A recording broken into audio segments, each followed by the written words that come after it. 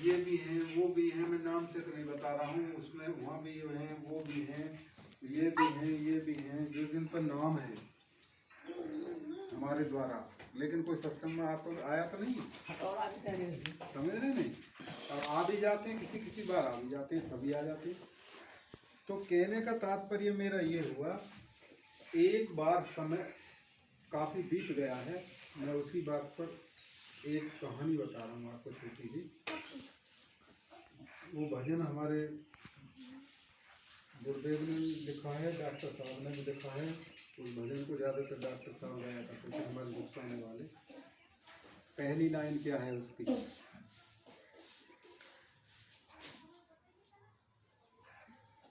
मजनू बने हजार नाम सुन लैला कर भाई, मजनू बने हजार नाम सुन लैला कर भाई।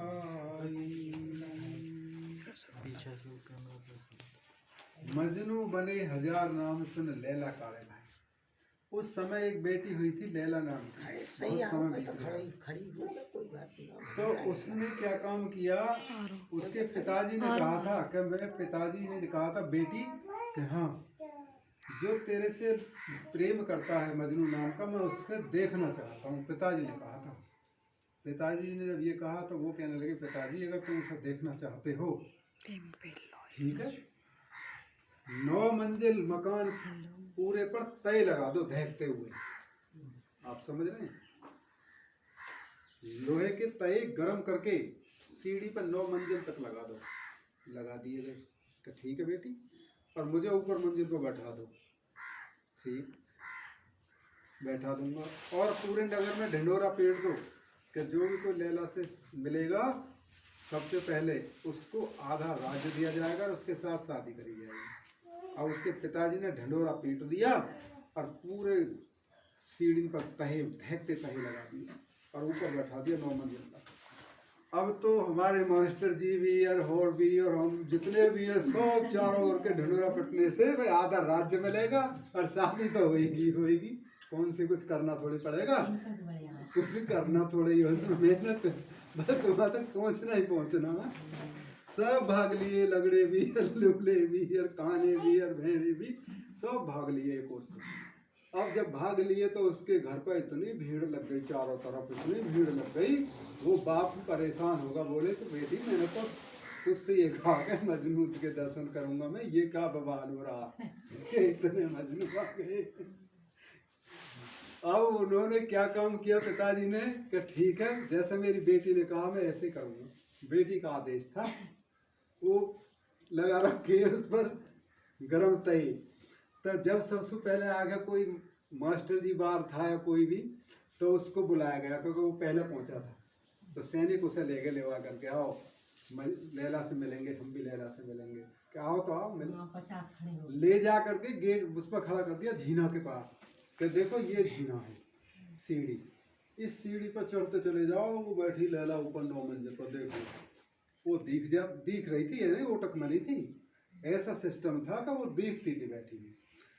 तो जब उसने ऊपर को देखा, मास्टर जी बाहर जो पहला था आदमी, तो वो तो दिख रही बैठी हुई कि ठीक है पहुंचा हुआ तो मैं आधा राज्य और मेरा शादी हुई।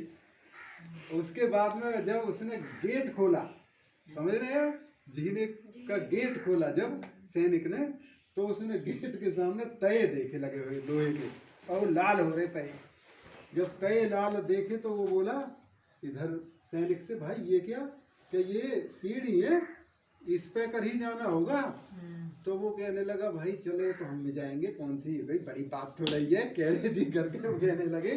और फिर उसके बाद में भीतर भीतर क्या कर रहे, अब कैसे करूँ, भीतर भीतर सोच रहे कैसे करूँ, और बाहर से अरे अब गए हम, सैनिक से कह रहे।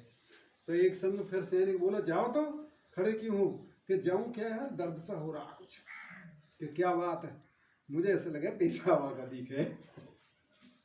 तो वो पेशाब का बहाना बना करके मास्टर जी बाहर निकल के एक गली से साफ गए। अब दूसरा आदमी दूसरे नंबर पे जो वो बुलाया, उसको खड़ा किया, उसने देखा तो वो लैटरिन के बहाने भाग गया। जितने भी बुलाए वो बोला भाई कैसे कैसे लौट रहे हो, कैसे लौट के आया भैया तू? तो लौट के आया, लोहे के तय हैं, लाल सुरख हो रहा है, और तू भी चल तो भाई, फिर क्या करेगा हम चल के। एक एक करके देख देख के उनमें जैसे जैसे उसके घर के लिए भागे थे, ऐसे ऐसे ही सब वापस भाग गए। समझ रहे हैं आप? उसका पापा जो बैठा था वो ये सब कुछ देख रहा था। उसने कहा मैं तो ये सोच रहा भाई ये सब मजनू इतने इतने रेंज के मजनू, हमारी एक बेटी है, क्या होगा कैसे होगा? ये तो एक भी नहीं रुका, सब भाग गए, सब के सब भाग गए। उसके पश्चात में जो उससे वास्तव में प्यार करता था वो आया बाद में। वो कहने लगा उससे कि बाबा मैं लैला से मिलना चाहता हूँ। उसे ये नहीं कहा कि मैं मजनू हूँ, मैं मिलना चाहता हूँ। वो बोले ठीक है मिलो, सैनिक लेके जाओ। उसने ऊपर को देखा तो वो बैठी थी ऊपर। जब ऊपर बैठी थी झीना का गेट खुला हुआ था। झीना पर जाकर के उसने लाल तय, पीले तय, हरे तय कुछ नहीं देखा। उसे कुछ नजर नहीं आया, उसे केवल वही लड़की दिख रही थी बस। उसने जैसा झीना का दरवाजा खोला और खोलते ही झीने का दरवाजा एक सीढ़ी दूसरी तीसरी चौथी पांचवी चढ़ता चला गया ऊपर, और उसके पैर भी फूक गए नीचे। फूक बेशक गए लेकिन वहां पहुंच गया, उतार कर ले आए।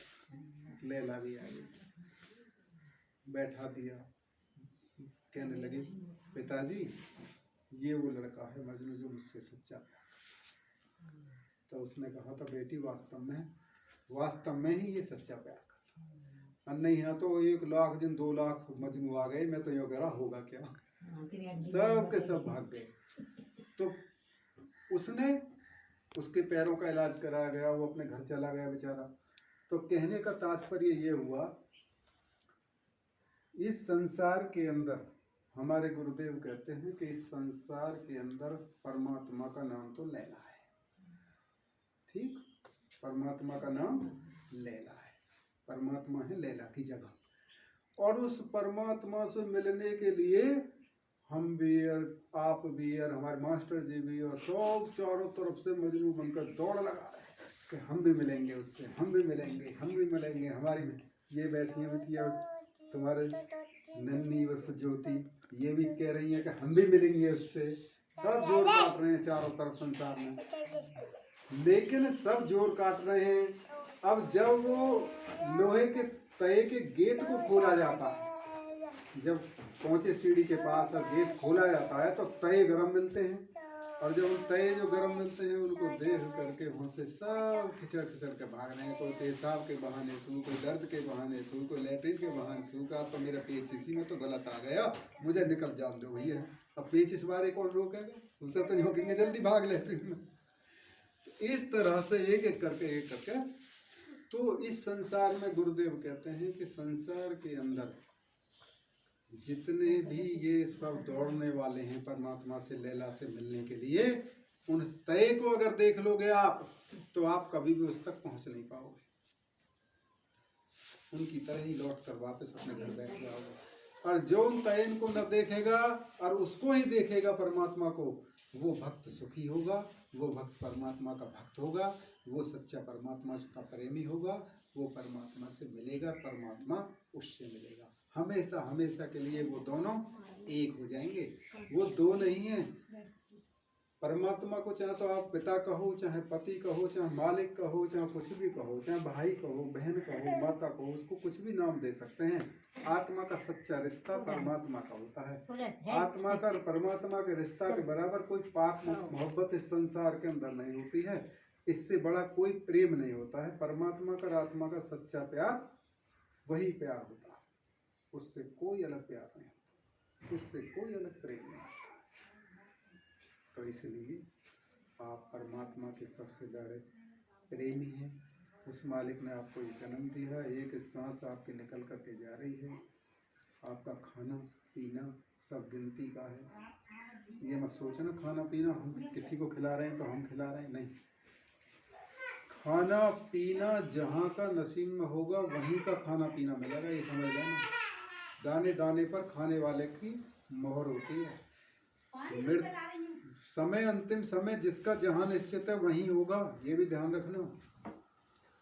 श्वास जितने परमात्मा ने लिख के आपको भेज दिए हैं आपकी डायरी में, उससे एक भी फालतू नहीं दिया जाएगा, एक भी कम नहीं दिया जाएगा। चाहे 1 लाख रुपया रिश्वत दे देना, चाहे 50 लाख दे देना, जितने श्वास हैं उतने ही दिए जाएंगे, ठीक है। और जहाँ का दाना पानी है वहीं का दिया जाएगा। कैसे? छोटा सा उदाहरण, एक बनिए के यहाँ पर मक्का की बोरी रखी थी, मक्का के दाने की बोरी, गेहूँ मक्का सब धरी रहे हैं। तो एक महात्मा हम बार कोई वहाँ पहुँच गया, जैसे पहुँच जाते हैं वहाँ बैठा था, कोई अचानक एक बनिया आया, बनिए ने उस मक्का में हाथ डाला, ऐसे हाथ डाला, समझ गए। तो महात्मा हंसा, जब आपने हाथ डाला ना मक्का की बोरी में, तो हंसा महात्मा एकदम बहुत जोर से। तो वो कहने लगा, भाई महात्मा जी कैसे हंसे मेरे हाथ डालने से? तो वो बोले, मैं इसलिए हंसा हूं कि ये तुम्हारी नाक में जाएगा इसमें का एक दाना। सेठ से, सेठ बोला मेरी नाक में कैसे चला जाएगा? बड़ा पागल दिख है महात्मा, मेरी नाक कैसे चला जाएगा? कि जाएगा। उसने देखो एक दाना उठाया, ध्यान से सुनने की बात है, एक दाना उठाया और वो दाना उठा करके मुंह में ऐसे डाला सेठ ने। महात्मा की बाणी थी, कटी नहीं। जब मुंह में डाला तो अचानक नाक के मुंह के अंदर बीच में फंस गया। महात्मा हंसी।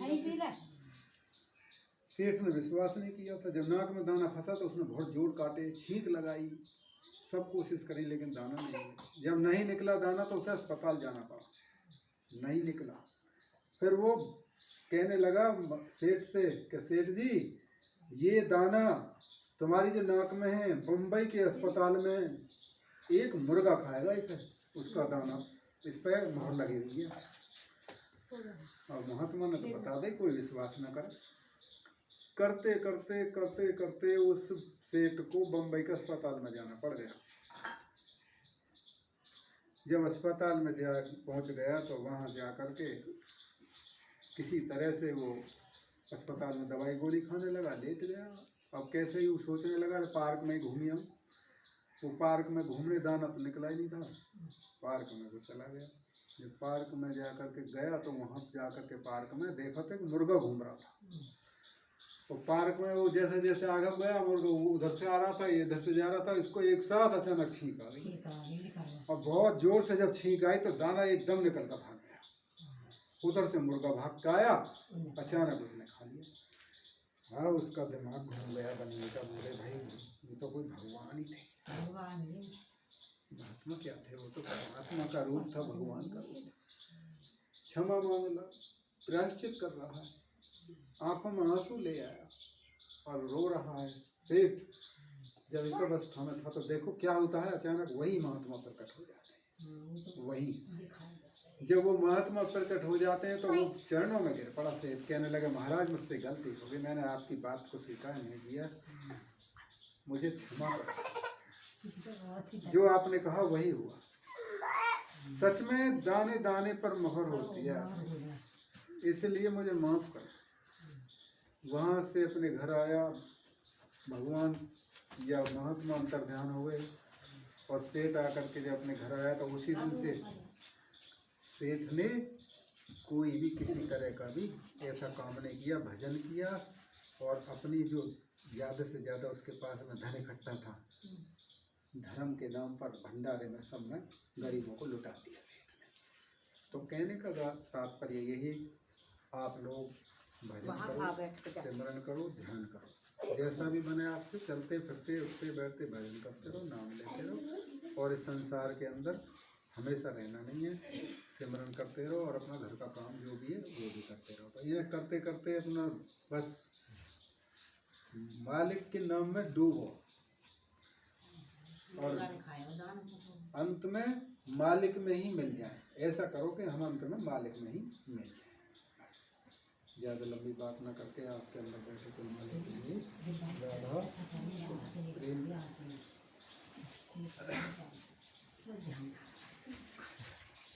ओहो हनुमान जी आगे केला खाने